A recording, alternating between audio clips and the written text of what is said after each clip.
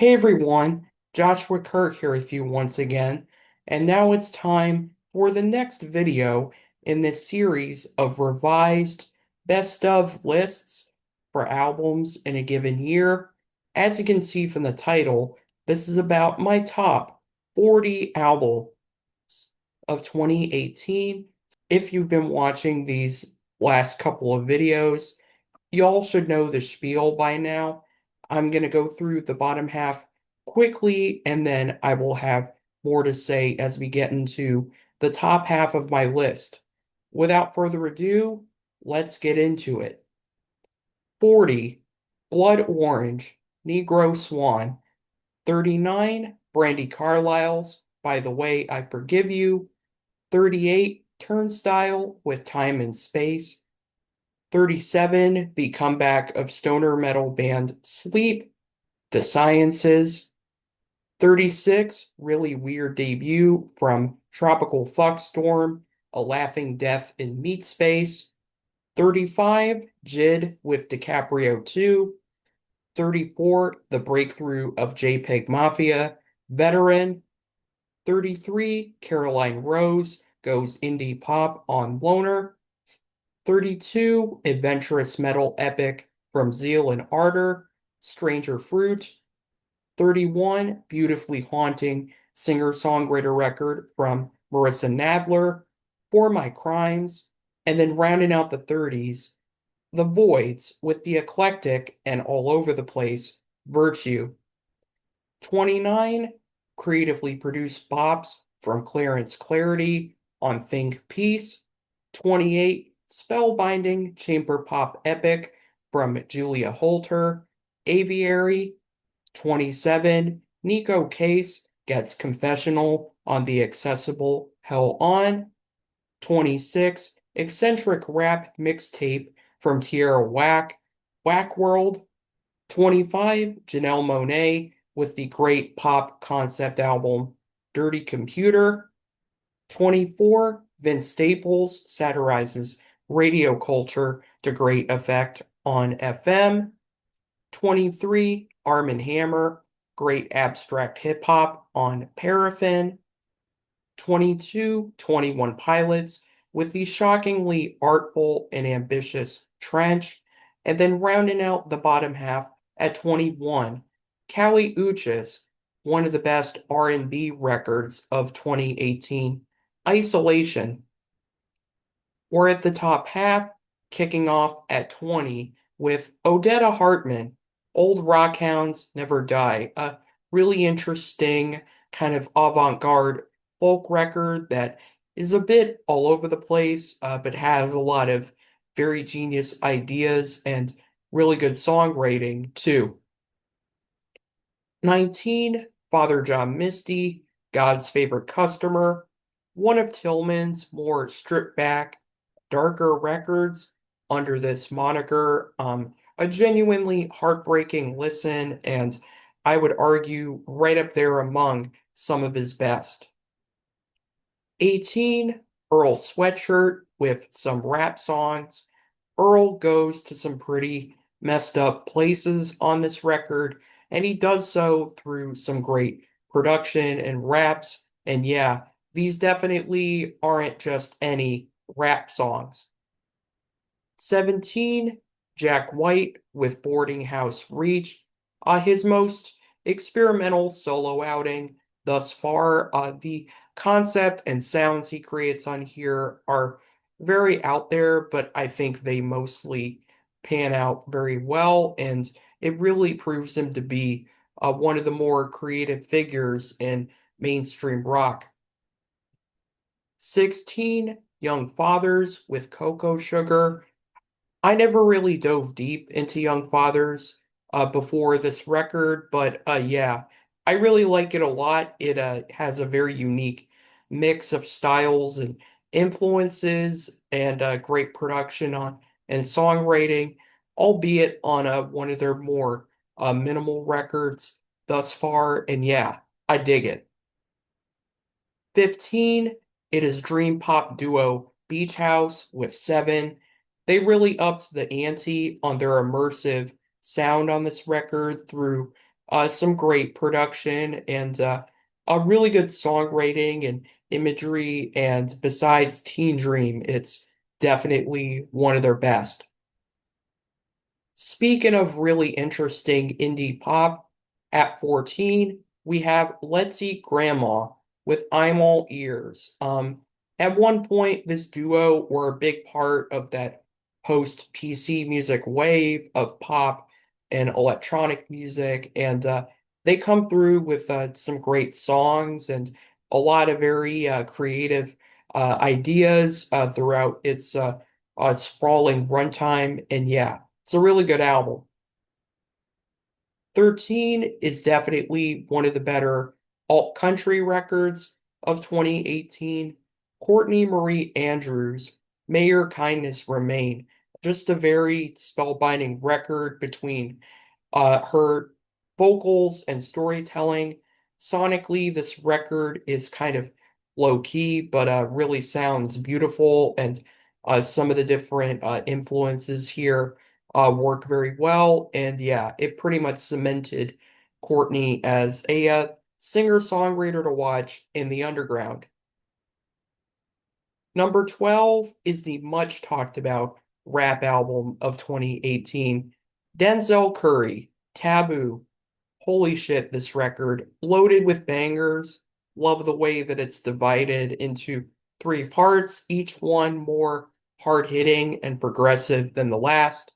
And it definitely has gone down as one of the better trap albums of the last 10 years. And at number 11, we have Caro Benito, Time and Place. Radical left turn for the trio as they pivoted from eccentric bubblegum pop into various strains of lo-fi underground rock.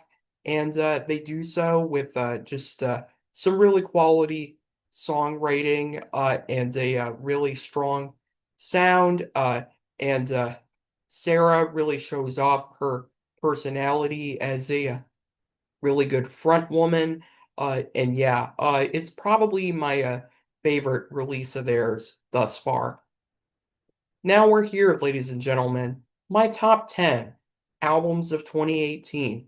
Number 10, it is Wild Pink, Yolk in the Fur, one of the unsung indie rock gems of 18 in my book, in terms of the explorative post-rock approach to lyrics and song structure. This album is spacious and has that country twang that is a pretty big part of a lot of indie music recently, especially now. Um, I did not hear this record at the time of release, but I discovered it years later and instantly fell in love. And it's been cool to see John Ross's musical project get more of their due since then. Number 9, it is Idols with Joy as an Act of Resistance.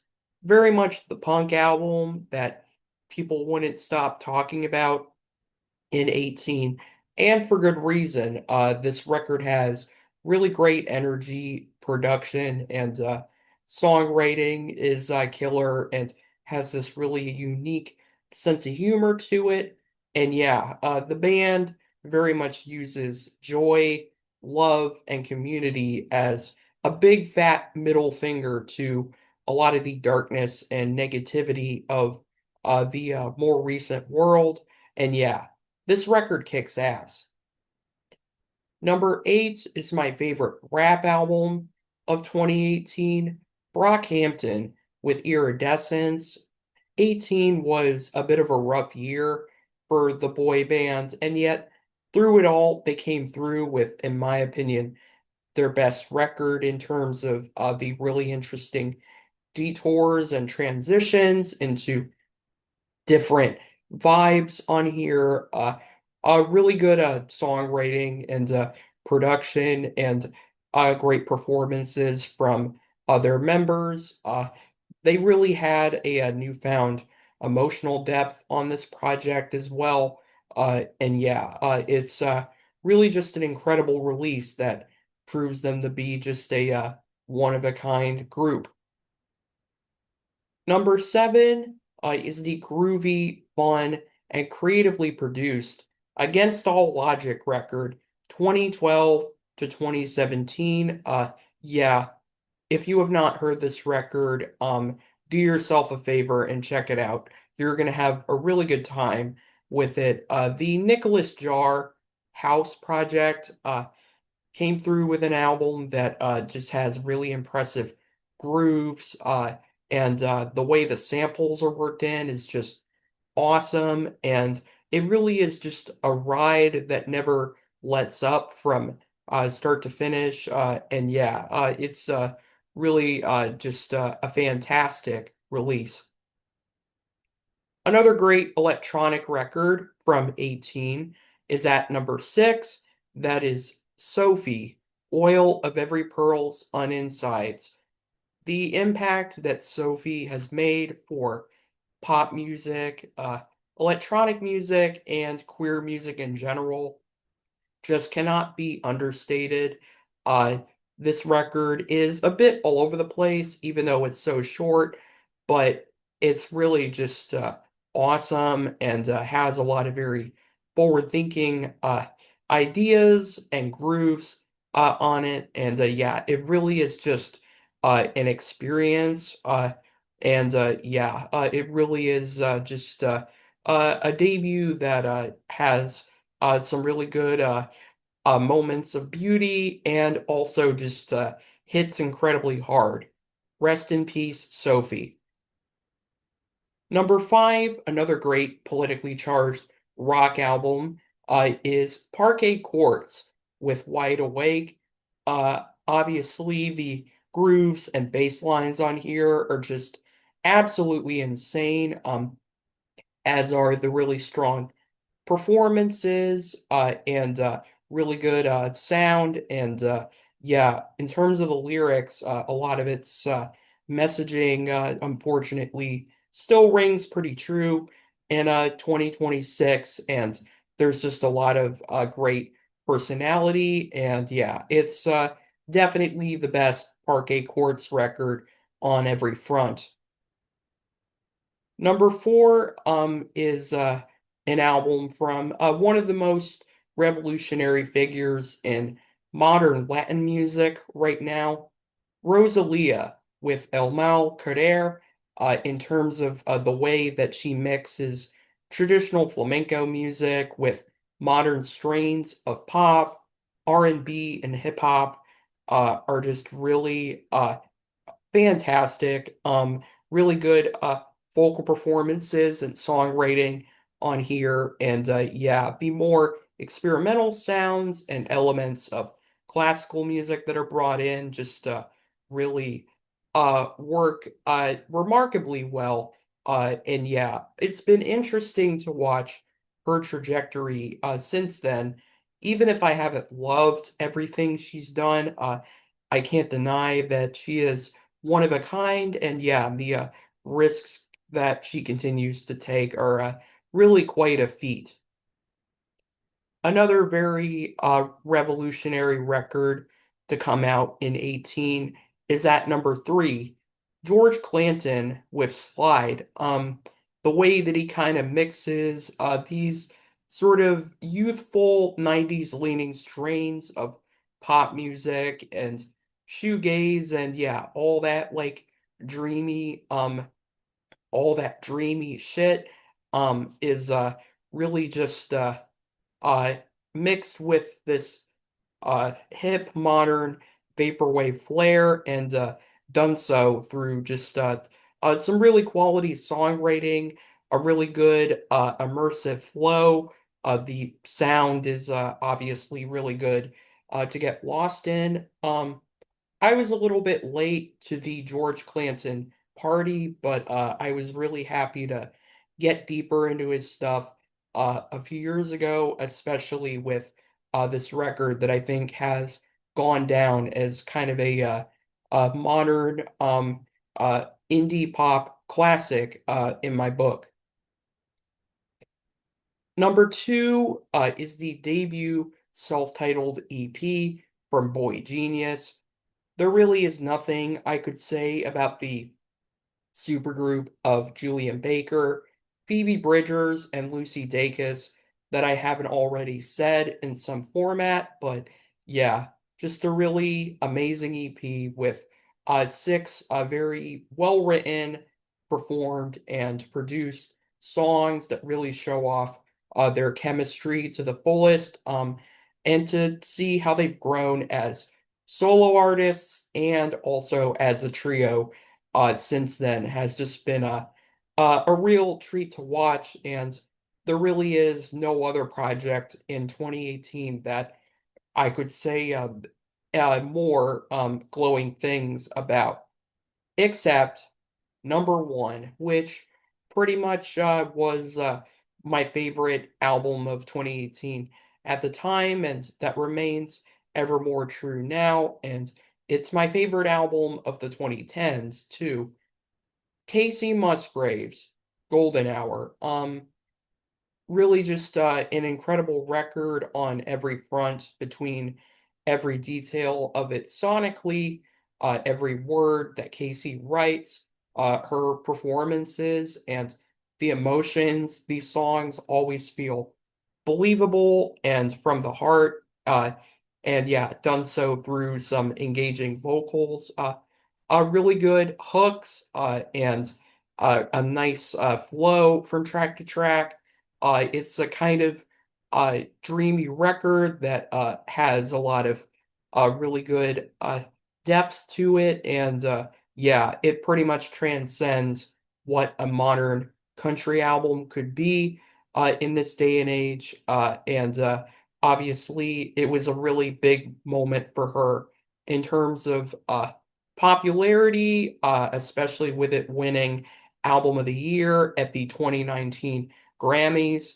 Um, Unfortunately, I haven't been super keen on her trajectory since this album, but at the end of the day, I still love it, and it really means a lot to me. And yeah, I would say it's probably one of my favorite albums of all time, too. There you have it. Those are my top 40 albums of 2018.